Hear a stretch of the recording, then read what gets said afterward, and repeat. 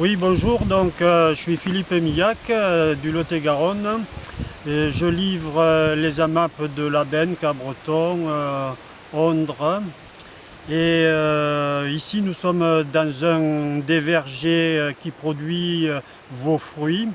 Alors à côté, derrière moi, on a les pêchers de vigne.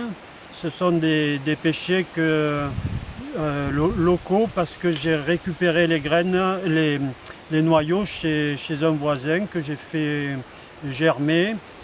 Et ensuite, quand les jeunes sillons étaient bons à planter, on les a plantés ici et ça donne ces arbres. À côté, on a donc un verger une ligne de cerisiers. Et derrière, c'est une ligne de prunier, la prune dente qui sert à faire le pruneau d'Agen. Donc vous voyez sur trois rangées à côté de nous, il y a trois espèces différentes, prunier, cerisier, pêcher.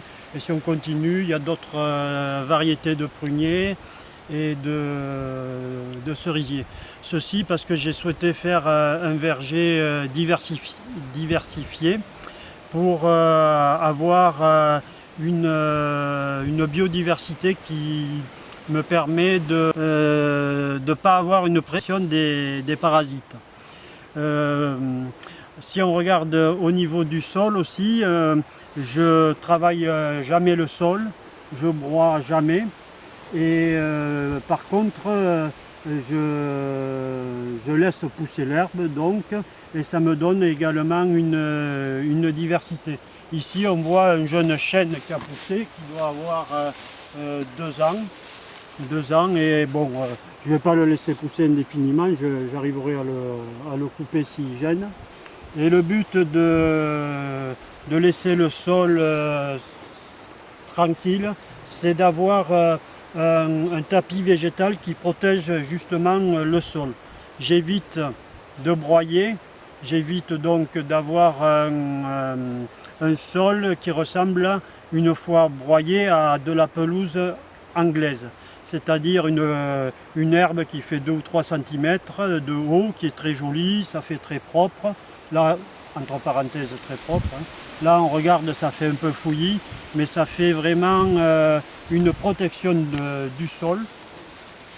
Lorsque le soleil en été tape là-dessus, eh bien, ça fait un écran entre le soleil et le sol, et la terre qui se trouve donc dessous ce paquet de végétal est protégée du rayonnement solaire. Donc il y a une température beaucoup plus clémente pour les micro-organismes et les gros insectes, et ce qui permet d'avoir une bonne humification, minéralisation.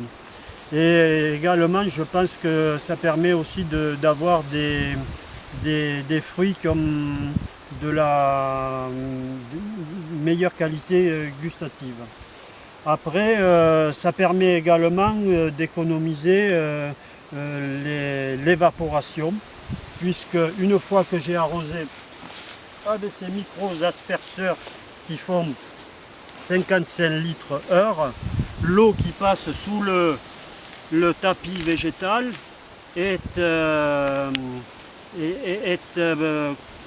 plus en contact direct avec le soleil, et il y a toujours une humidité entre le sol et ce tapis végétal.